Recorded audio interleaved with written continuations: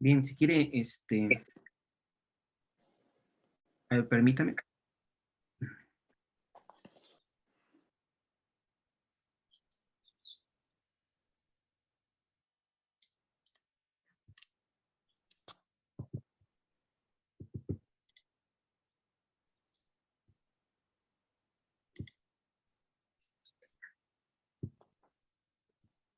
Listo. Si quiere, comenzamos, doctor Daniel. Primero, si gusta presentarse y después ya presentamos la tesina. Vale, perfecto. Bueno, entonces, pues soy Daniel Felipe Silva, estoy en tercer año de medicina en la universidad, en la Fundación Juan N. Corpas, en Bogotá, Colombia, y pues yo decidí hacer mi tesina sobre las bases neuroanatómicas del síndrome depresivo en la enfermedad de Alzheimer. Pues principalmente lo hice sobre este tema, debido a que en la universidad pues hago parte de un semillero que es de neurociencia y bioquímica, y pues en él investigamos varias cosas en relación como a la parte neuropsicológica y demás. Entonces pues además con los diferentes temas que veíamos durante el diplomado, pues decidí realizarlo sobre este tema.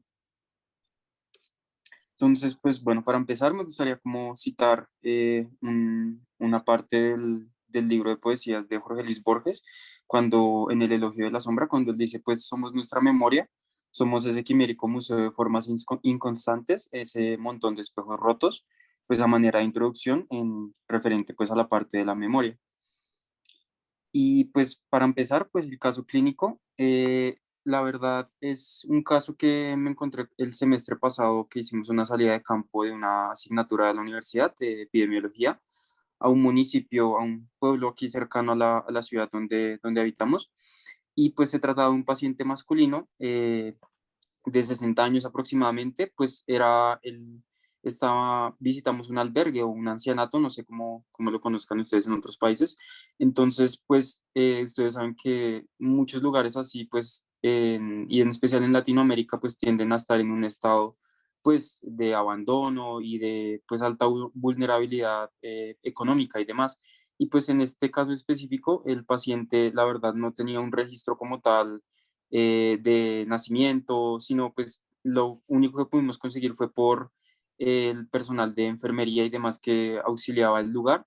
Y pues ellos fueron los que nos proporcionaron los datos, así como una pequeña entrevista que pudimos hacerle al señor.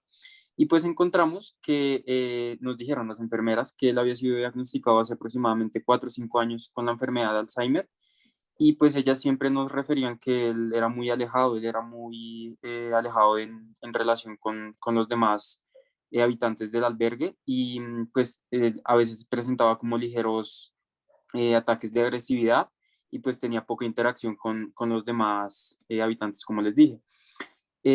Aparte de eso, pues ellas referían que él casi no comía, que porque él decía que no le encontraba, digámosle, que gusto o olor a los alimentos. Entonces, pues yo debido al semillero, estábamos haciendo precisamente el semestre pasado una investigación en relación al olfato y a la empatía. Entonces, pues yo más o menos sabía cómo realizar una prueba que se llama la prueba UPSIP, que es una prueba que ahorita se utilizó mucho con respecto al tema del COVID para la gente de anosmia y demás. Entonces, pues con un compañero hicimos como una especie de prueba improvisada para medir el olfato. Le dimos a diferentes aromas que teníamos cerca a la mano para que reconociera. Y pues de los 5 o 6 que le presentamos, solo uno pudo reconocerlo y a duras penas. Entonces, pues nos dimos que aparentemente sí había una afección del olfato. Pues le hicimos como una especie de examen físico muy simple a ver si de pronto era como alguna anomalía física de la nariz o de alguna parte del sistema olfatorio, y pues no encontramos aparentemente nada. Entonces, pues llegué a la conclusión de pues que él tenía los siguientes signos y síntomas que vemos acá: alteración del estado del ánimo, hiperosmia, déficit de atención y pues trastornos de memoria. Y pues eso relacionándolo con lo que nos habían dicho de que había sido diagnosticado con Alzheimer anteriormente. Entonces, pues en primer lugar, pues ustedes saben que la depresión tiene que ver mucho con los núcleos de los neurotransmisores en diferentes partes del sistema nervioso, como en el núcleo basal de Meiner, en los núcleos del Raphe, en la sustancia gris y pues el área tegmental ventral de Say. Y pues en general, la depresión pues es un trastorno del ánimo donde prevalece el sentimiento de tristeza de forma continua. Y pues, ¿qué tiene que ver en esto la emoción? Pues que la emoción, de acuerdo a la neuropsicología de Roger, la podemos dividir en tres dimensiones. Una parte que es el valor, otra parte que es la alerta y otra parte que es el control.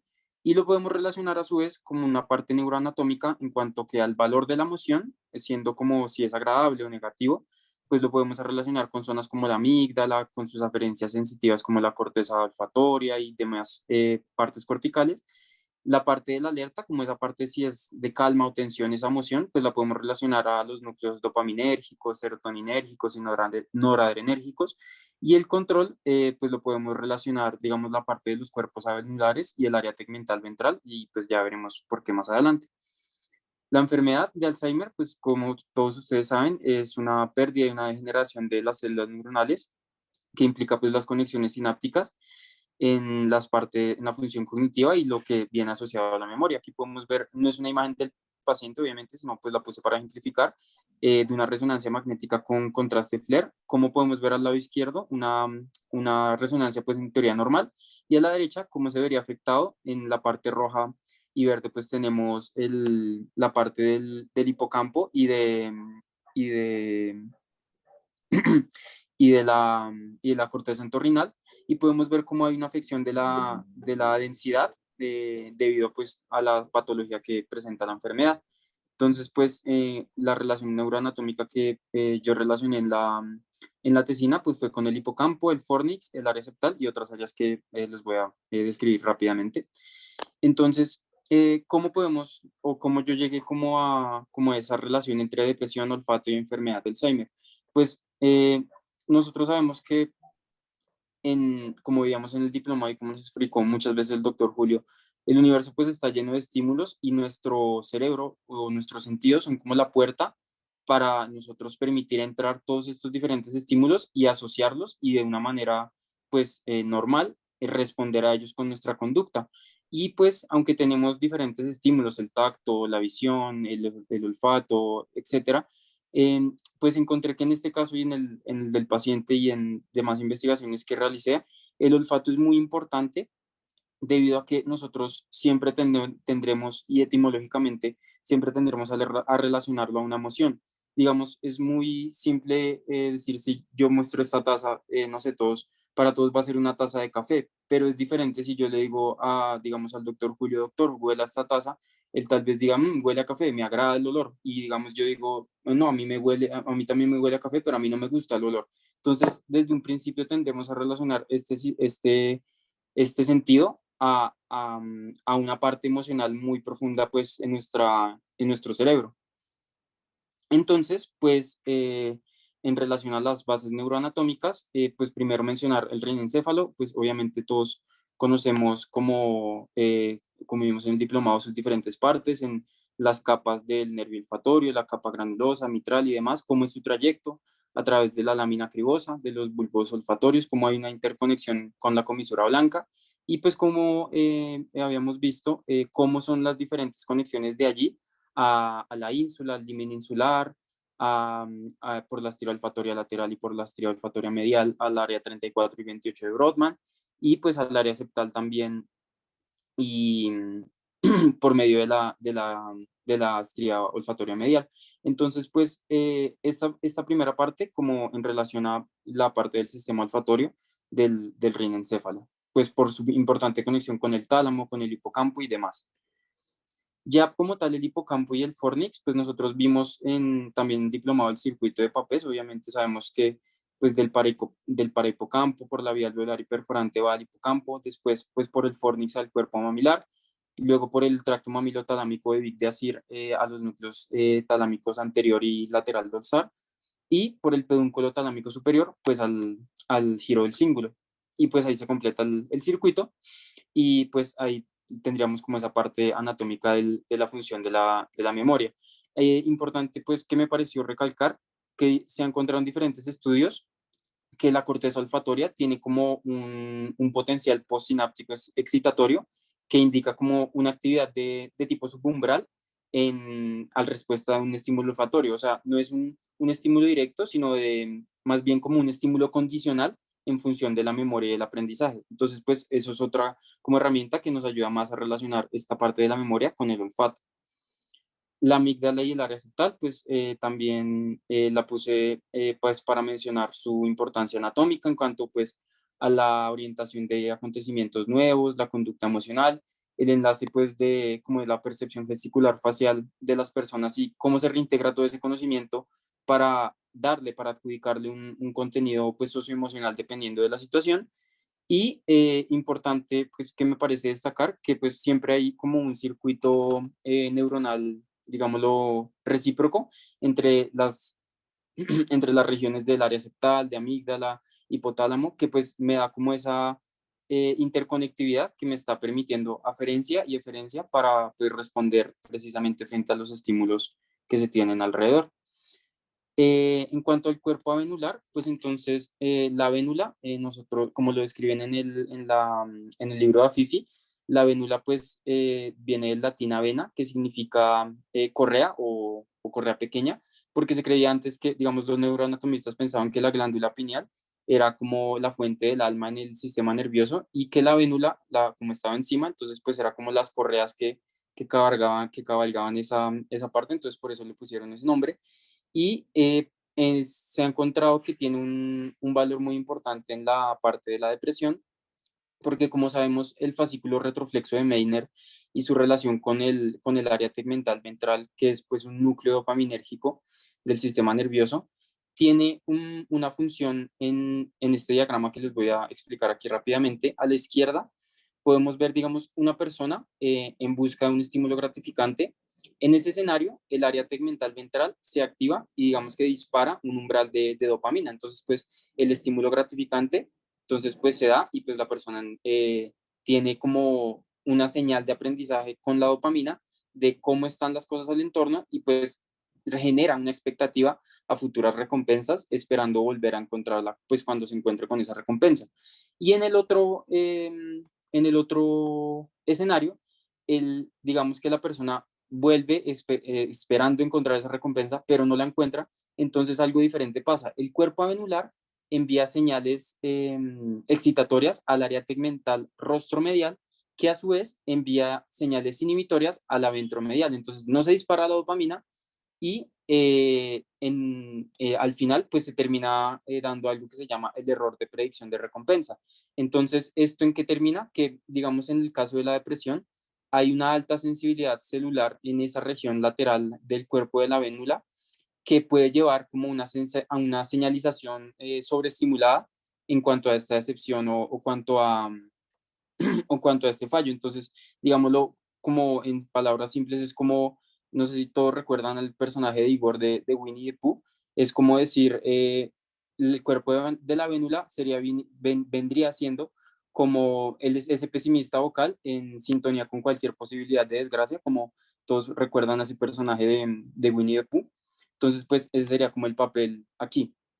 Y ya la correlación patológica, entonces, pues nosotros tenemos como que en la enfermedad de Alzheimer hay una alteración metabólica y esa alteración puede ser extracelular e intracelular. Pues extracelular, las proteínas del precursor amiloide A4, como veíamos con el doctor José Guerrero, y intracelular, pues también él nos había mencionado la proteína Tau, y estos dos van a terminar formándome acúmulos de placas seniles, como les mostré en la diapositiva, en la segunda diapositiva, y agregados neurofibrilares. Entonces, pues, ¿eso qué me va a afectar? Me va a afectar tanto como los núcleos de neurotransmisores que pues se vean afectados por estos agregados y también puede darme una reducción metabólica de glucosa, pues que también me va a afectar cómo funciona el sistema nervioso.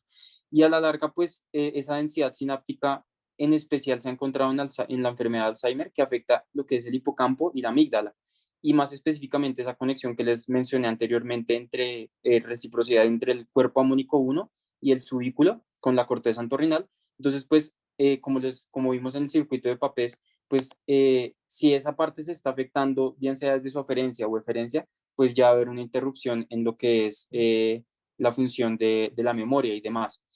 ¿Y cómo se relaciona esto al deterioro del sistema olfativo? Precisamente debido a estos acúmulos de placas seniles y agregados, se crea una neurotoxicidad que me empieza a afectar diferentes partes del olfato. Entonces, digamos, se ve generada las raicillas del nervio olfatorio, se ocluyen los forámenes de la lámina fibosa, se pierde esa modulación de activación e inhibición en los glomérulos dada por los neurotransmisores que también se van a ver afectados precisamente por la enfermedad.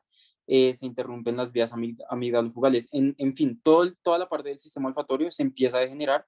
¿Y eso a qué me lleva? A una reducción en los procesos pues, cognitivos del estímulo olfatorio en cuanto a esa capacidad de identificar y también de reconocer el gusto hedónico de los diferentes estímulos olfativos. Que algo que me parece importante mencionar es que cuando yo huelo algo, ese valor que yo le doy no solo depende de la característica hedónica que yo tengo, si me guste o no, sino de la complejidad molecular que tiene esa sustancia en específico. Se ha encontrado que a más compleja, a más nivel complejo bioquímico tenga esa molécula, más notas olfativas me va a generar y a menor, pues va a ser menor cantidad de notas olfativas lo que me genera. Entonces, pues, ¿cómo lo podemos relacionar con el estado de depresión? Pues simplemente una persona que no pueda, que tenga una anedonia olfativa debido a estas patologías, pues obviamente se va a ver afectado todo ese circuito que les mencioné y pues va a haber como una deficiencia en el aprendizaje en función de la memoria. Y pues este diagrama creo que lo ejemplifica todo.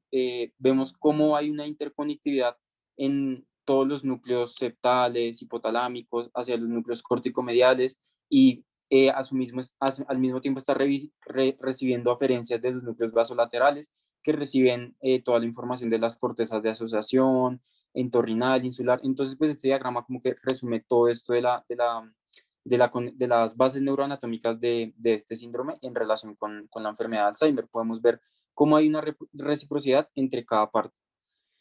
Y entonces, pues ya a manera de concluir, pues me gustaría citar una parte importante que precisamente veíamos con el doctor Julio también en el diplomado, respecto a cuando él nos decía que la investigación esta del MIT que se había cancelado por lo de si a futuro se pudieran extraer nuestras memorias y guardarlas. Entonces, pues Carl Sagan también le aporta un significado importante, pues diciendo que sería como la pérdida del último bastión de nuestra privacidad. Y me gustaría también mencionar una frase, no la encontré específica, no encontré la grabación en especial de esa clase, pero sí recuerdo muy bien una clase en la que el doctor Julio nos dijo algo parecido, como que muchas veces en medicina queremos que las cosas se ajusten a nuestros conocimientos y diagnósticos e ignoramos la realidad en ello. Entonces, es muy cierto porque más en enfermedades que son, digámoslo así, que no pasan que pasan más bien desapercibidas en lugares como estos del caso clínico que les mencioné. Queremos que lo que yo piense y lo que yo crea y lo que yo he estudiado es así y muchas veces en la realidad pues no puede llegar así, a ser así. Y también nos cerramos a la participación de otras interdisciplinas como la psicología, como la enfermería, como demás que al final pues nos van a enriquecer más y nos van a ayudar a dar un mejor diagnóstico a la hora de la verdad. Entonces, pues eso sería todo. Muchísimas gracias. Muy bien, doctor Daniel Silva. No sé si alguien tenga algún comentario, quiera comentar algo con respecto a la revisión que hizo Daniel.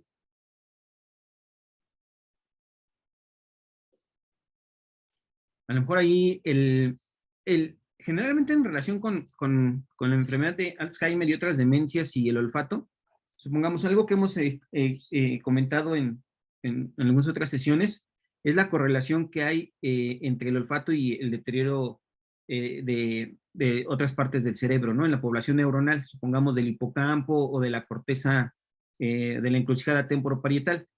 Entonces, uno de los datos que se relacionaba de la anosmia y el Alzheimer era más bien como un marcador, ¿no? O sea, que al momento de disminuir la cantidad de neuronas en el epitelio olfatorio, se podía extrapolar que había una correlación en la disminución de las neuronas en otras partes del cerebro, ¿no? O sea, tanto en el hipocampo como corteza temporoparietal, como en otras regiones. Entonces, por eso era como una forma un poco más accesible de darte cuenta de que había una disminución en la población neuronal. Esa es una. La otra, que está interesante con respecto a la revisión que haces, es eh, en relación con el núcleo avenular, de que, y lo del fascículo retroflexo y el fascículo longitudinal dorsal hacia los núcleos del tallo, que es una forma de explicar en toda esta alteración de estos circuitos las manifestaciones autonómicas autonómicas sí, autonómicas de la depresión, ¿no? Supongamos la asociación con depresión con alteración en la salivación, con alteración en el lagrimeo o en la motilidad intestinal, ¿no? Entonces, esa red neuronal te explica mucho de la sintomatología que no está relacionada con, con, con síntomas como la tristeza o con el llanto fácil, sino con, con las manifestaciones clínicas autonómicas, ¿no? Esa es como la llave, ¿no? La vénula. Eso es un punto importante. Y lo último, pues, que comentabas con respecto a la última frase, eso viene en lo de las ciencias de la complejidad. Realmente, ese concepto es yo lo escuché en una conferencia del doctor Pomposo, dentro del diplomado de ciencias de la complejidad, que no lo he tomado, pero que no sé por qué vi una conferencia de estas, te explican, ¿no? Con respecto al razonamiento médico, y que cómo a veces queremos que la realidad se ajuste a nuestras ideas, ¿no? A nuestros constructos de cómo nos explicamos una enfermedad o ni tan siquiera la enfermedad, sino la normalidad. Eso es una de la correlación de las ciencias de la complejidad. Y la otra es cuando vimos, hay una conferencia que da el doctor Axayacal con respecto al lóbulo temporal, como un fractal, ¿no? La anatomía fractal que llaman. Entonces, también ahí el doctor Axayacal dice que generalmente las estructuras del cerebro queremos ajustarlas a nuestro razonamiento en cómo entendemos las formas, ¿no? Entonces, en anatomía nos enseñan que hay formas, que hay triángulos, que hay círculos, que hay cuadrados. Entonces, cuando queremos explicar una parte del cerebro, pues decimos es un triángulo, es un cuadrado o es un círculo. Pero la naturaleza no son cuadrados, ni triángulos, ni círculos, ¿no? Entonces, entonces tratamos de ajustar nuevamente la estructura a nuestros constructos. Y no son así, ya te explica toda la parte de los fractales. Entonces, eso es muy interesante. No sé si quieras comentar algo, José. Pues sí, la verdad es que interesante. Eh, Antes de comentarios, dos preguntas. Me llamó la atención que hicieron o trataron de construir como su sistema UPSIT, ¿no? Esto es para la evaluación olfatoria. Es interesante, lo comentamos, es un sistema, digamos, estandarizado, comercial, pero sobre todo estandarizado y que se utiliza en protocolos de investigación clínica. Cómo lo adaptaron? O sea, en términos prácticos, ¿cómo fue que lo hicieron? Eso se me hace interesante. Sí, doctor, es que en el semillero que soy parte, ya teníamos como en la investigación que estábamos haciendo por aparte, como las tarjeticas y con las preguntas, entonces poníamos como, a continuación se le va a presentar un aroma, escojan las opciones. Entonces, pues yo cargaba eso en el celular, entonces pues lo único fue como imprimir ahí cerca como el formato con las preguntas y teníamos ahí a la mano, recuerdo, si no estoy mal, olor a, pues teníamos café cerca, entonces pues concentramos eso en una tacita de café, utilizamos alcohol como otro olor, limón, utilizamos, creo que si no estoy mal, fresas también y no me acuerdo el otro cuál fue, creo que también era un aroma como aversivo, como parecido al alcohol, como para tratar de darle tanto olores que fueran como normales, que las personas encuentran pues con gusto, como también olores que son como aversivos, porque también había encontrado en diferentes investigaciones que, por ejemplo, las personas con depresión tienden a asociar olores que son displacenteros como placenteros. Entonces también quería ver cómo se relacionaba con eso, pero no, pues al final él no reconoció casi ninguno, entonces pues no puede cómo establecer esa parte. Y otra pregunta, ¿qué relación establecerías entre las correlaciones anatómicas que encontraste tú con los estadios de Braak?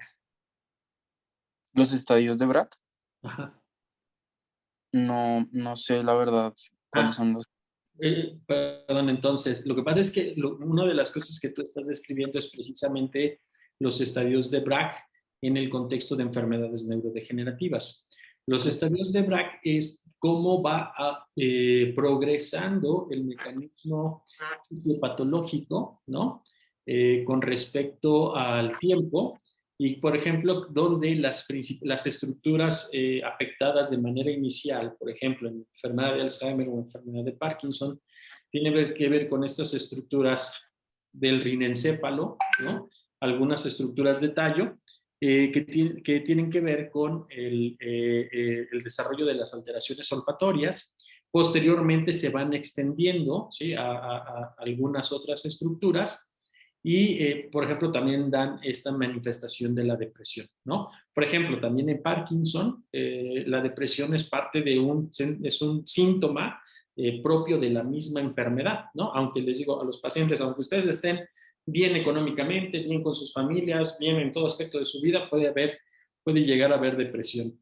Y si tú, por ejemplo, revisas esto de los estadios de Bragg, vas a encontrar, o sea, por ejemplo, tú de forma intuitiva, ¿no? De acuerdo a lo que tú viste en un paciente, empezaste a analizar estas estructuras que están relacionadas con los estadios de Bragg, ¿no?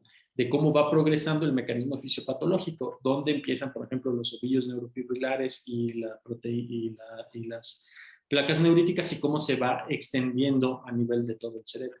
Y esto nos explica también las manifestaciones clínicas de estas patologías. Y es por eso también que las alteraciones de la olfacción, las manifestaciones como depresión, pueden ser síntomas incluso previos a la aparición de los datos cognitivos, pues ya francos, de la enfermedad de Alzheimer. Checa esto de los estadios de Bragg. Por aquí tengo yo algo, a ver si ahorita te lo mando por acá. Muchas gracias, doctor. Claro que sí.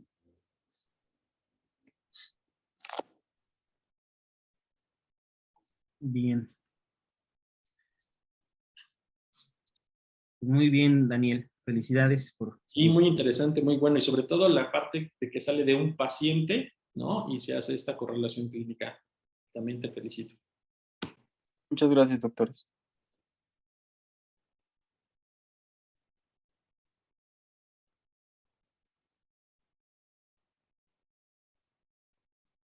Muy bien, pues vamos a continuar.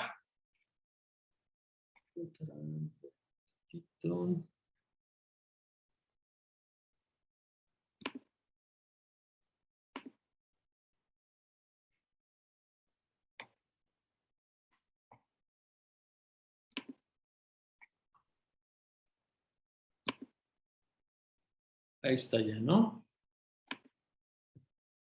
Así como hablamos de niveles de integración motora, también está de integración